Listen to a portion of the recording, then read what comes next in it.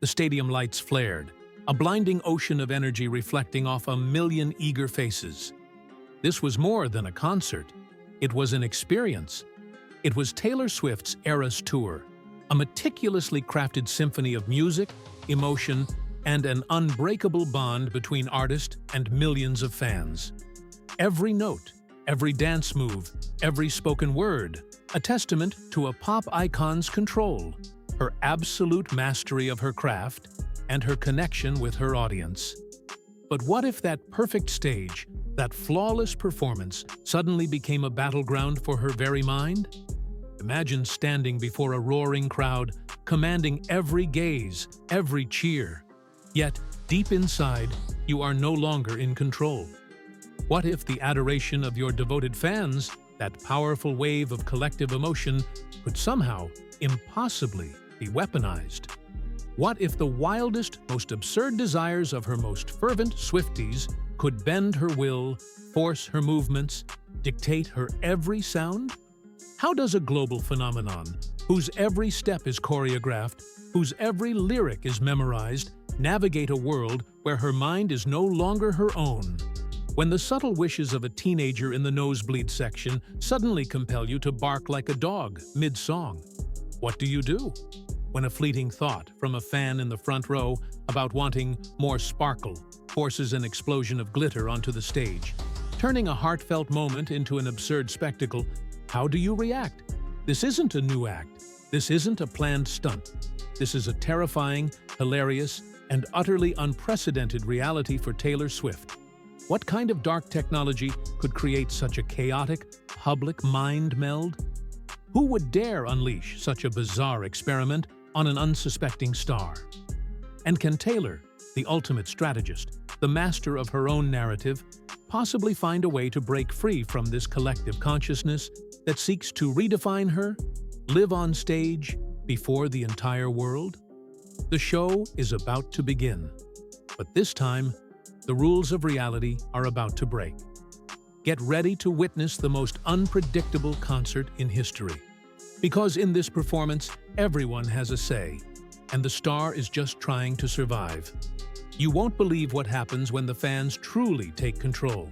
The air vibrated with anticipation. Taylor Swift stood backstage, the roar of the stadium a familiar symphony in her ears. Tonight was another stop on the Eras Tour, a testament to her unparalleled connection with millions of adoring fans. Before stepping into the spotlight, she clipped a sleek, almost invisible device to her ear, the Empath Link, as her tech team called it. Developed by a reclusive Silicon Valley guru, the Empath Link was touted as the ultimate fan engagement tool. It promised to wirelessly channel the collective emotional energy and real-time enthusiasm of the audience directly into her consciousness, creating an even more immersive, symbiotic performance experience. Her team assured her it was perfectly safe, a subtle boost for both her and her Swifties. Taylor, always looking for ways to deepen her bond with her fans, was intrigued. She had no idea the device harbored a critical, unpredicted flaw, a latent vulnerability to the very thing it was designed to enhance: raw, unfiltered fan desire. As she strode onto the stage, bathed in a blinding spotlight, the Empath Link hummed to life. The initial rush was exhilarating, a wave of pure adoration, excitement, and love washing over her. She felt truly connected, more so than ever before. She launched into her opening number, her voice soaring, her movements flawless. But then, it happened. A subtle jolt. Deep in the crowd, a teenage fan, overwhelmed with joy, silently wished, "Oh my God, I wish Taylor would just scream like a cat right now." Taylor's eyes widened, her vocal cords, against her will, tensed. A strangled, high-pitched meow erupted from her microphone, cutting through the perfectly synchronized music. The band faltered. The audience paused, a collective gasp rippling through the stadium, followed by bewildered murmurs. Taylor, horrified, quickly covered it with a forced laugh, blaming a mic malfunction. Her face burned. This wasn't a glitch. This was a direct input, a thought, a command from a fan, executed by her own body. The seamless, controlled spectacle she had meticulously crafted was suddenly at the mercy of millions of anonymous desires, turning her world-class performance into a terrifying real-time experiment in collective consciousness. The carefully constructed perfection of her show was crumbling, one bizarre command at a time. The cat scream was just the beginning.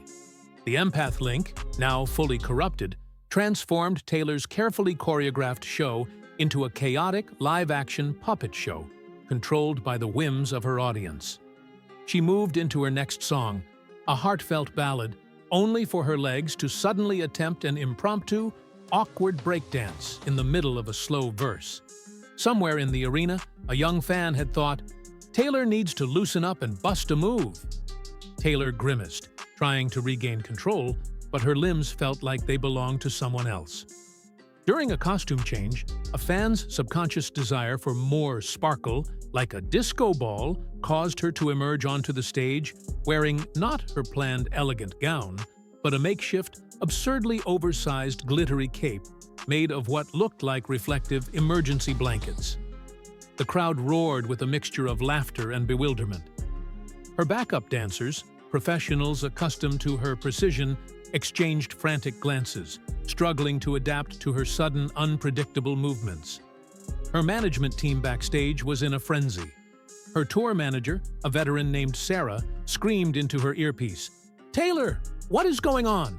This is a disaster. We have trending hashtags like #Taylor glitch and #who's controlling Taylor Taylor. Fighting against the involuntary twitch of her right eye, a fan had probably thought, wink, tried to explain the device's malfunction, but her words felt thick, her thoughts clouded by the constant influx of fan demands. A powerful wave of craving for pizza right now from the front row caused her to abruptly stop mid-song and shout into the mic, "Does anyone have a slice? Pepperoni, please?" The band stopped playing. The stadium went silent. This wasn't just embarrassing, it was professionally ruinous. Her reputation for flawless shows was being shattered with every unintended action, every absurd utterance. She was losing control, not just of her performance, but of her very self. A global icon transformed into a human remote control, navigating a public breakdown live on stage, at the mercy of millions of unchecked desires. The concert ended in a blur of forced smiles and chaotic applause. Backstage, the scene was pure pandemonium. Taylor, still battling subtle involuntary urges, a fan was apparently thinking, "Do a handstand," stormed into her dressing room, ripping off the empath link. Her face was flushed with anger and humiliation. Sarah, her tour manager, frantically paced the room, yelling into her phone, "The media is going crazy, Taylor. They're saying you've either had a breakdown or this is the worst performance art stunt ever." News alerts flashed on a nearby screen. Taylor Swift's bizarre concert, genius or gaffe? Is the pop queen losing her mind? Mysterious glitches plague Eras tour. Taylor groaned, collapsing onto a couch. "It's that stupid device. It's downloading people's thoughts into my brain. I almost did a worm on stage," she exclaimed, shuddering. Her tech team, led by a young, pale engineer named Ben, rushed in, poring over the empath link. "We've never seen anything like this," Ben stammered. It's amplifying subconscious desires and projecting them directly into your motor functions. It's like your brain is a giant, open-source server for everyone's inner thoughts," Sarah gasped. "So, you're saying a fan wanted her to meow and she meowed?" Ben nodded weakly. The implications were terrifying. Taylor, the master of her own narrative, was now a vessel for the collective, often absurd, will of her fanbase. Her carefully crafted public image, meticulously built over years, was now being dictated by anonymous thoughts. This wasn't just a technical malfunction.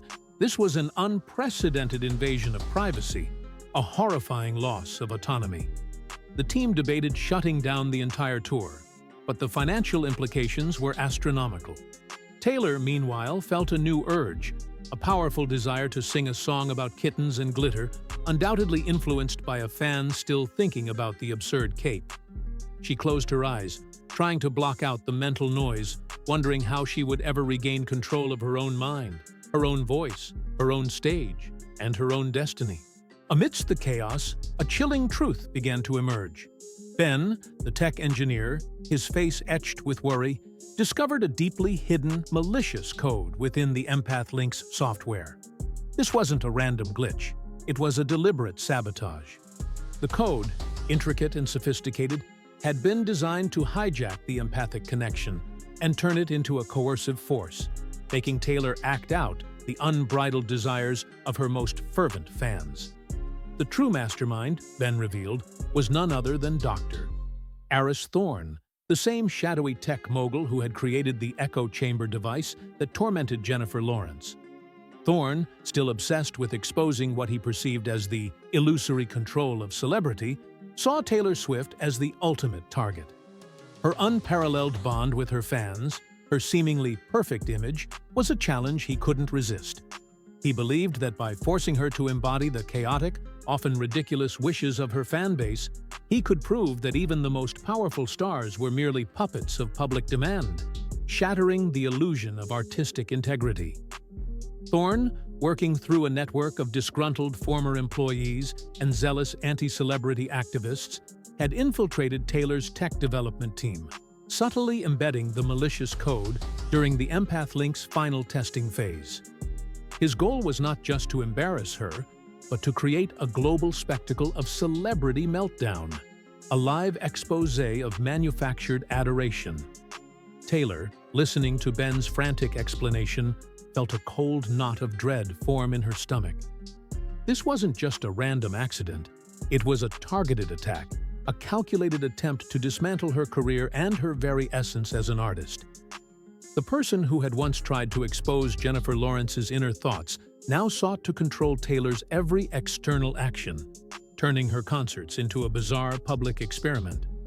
The realization fueled a new kind of fury within her, not just humiliation, but a fierce determination to reclaim her autonomy and expose Thorne's insidious plot. She would not be his puppet. She would find a way to break free, not just for herself, but for every artist who faced the relentless demands of public expectation. Knowing the source of the problem was one thing. Stopping it was another. Taylor, with Ben's desperate help, tried everything to sever the connection or neutralize the virus. They attempted reboots, software patches, even a full system wipe. But the malicious code was deeply embedded, recalibrating itself with every attempt. The concerts continued, and so did the chaos. Taylor found herself in increasingly absurd situations. During a ballad, a fan's sudden thought of Taylor, twerk, caused her body to awkwardly jolt, almost knocking over a microphone stand. In another moment, a chorus of inner desires for more glitter, everything needs glitter, resulted in a stagehand being covered in an accidental explosion of stage confetti. Taylor, however, was learning to adapt. She began to anticipate the surges of fan commands, developing an uncanny ability to predict the next ridiculous urge. She started incorporating them into her act, subtly twisting the commands to make them seem intentional, albeit quirky. If a fan wanted her to sing off-key, she'd do it for a comedic beat, then recover flawlessly. If an urge to do a silly dance appeared, she'd integrate it into her choreography, making it look like an avant-garde move. Her resilience captivated the audience even more, who, unaware of the internal struggle, thought these were just Taylor being Taylor, spontaneous and endearing. She was performing 2 shows at once, the meticulously planned concert and a terrifying improvisational dance with her own hijacked mind. The physical and mental toll was immense, but Taylor's sheer will to maintain control, to not let Thorne win, kept her going. She started to develop a mental shield, a way to filter the most intrusive demands, creating a small sanctuary within her own mind. She was fighting a silent, internal battle on a global stage, turning potential disaster into an unprecedented display of grit and bizarre adaptability.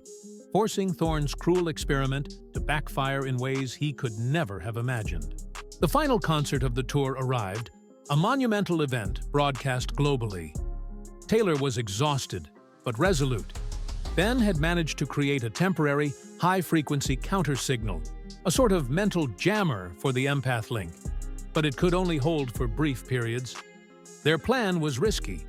For a few precious seconds during her final song, the jammer would give her full control, allowing her to deliver a powerful, unadulterated message. The show proceeded with its usual mix of planned brilliance and spontaneous chaos. Taylor navigated the fan commands, sometimes with a grimace, sometimes with a forced smile, but always pushing through. The audience roared, captivated by her unpredictable energy. As the final song began, a powerful emotional ballad, Ben activated the jammer. For the first time in weeks, Taylor felt truly free. Her voice soared, pure and unburdened. She looked directly into the camera, her eyes filled with a fierce determination. To everyone watching, she sang, her voice resonating with newfound power. True connection isn't about control, it's about honesty. The jammer flickered, a faint urge to dance like a chicken almost breaking through, but she pushed it back. She continued, and sometimes the most authentic performance is the one where you're just yourself, with all your beautiful, chaotic thoughts. The message was clear. Dr. Thorne, watching from a hidden monitor, screamed in frustration. His attempt to expose her had failed. Taylor hadn't been humiliated. She had become even more beloved, a symbol of resilience and authenticity in the face of manufactured chaos. The Heiran control virusu never fully left her, lingering as a faint hum in her mind, a constant reminder of the fine line between connection and control. But Taylor had learned to live with it, using its subtle hints to understand her fanbase on a deeper, more empathetic level. She had turned a curse into an extraordinary gift, embarking on a new era of her career, one where her true self, unfiltered and unscripted, shone brighter than ever before. Don't forget to hit the like button if you liked the video and subscribe if you want videos like this to come. See you in the next story.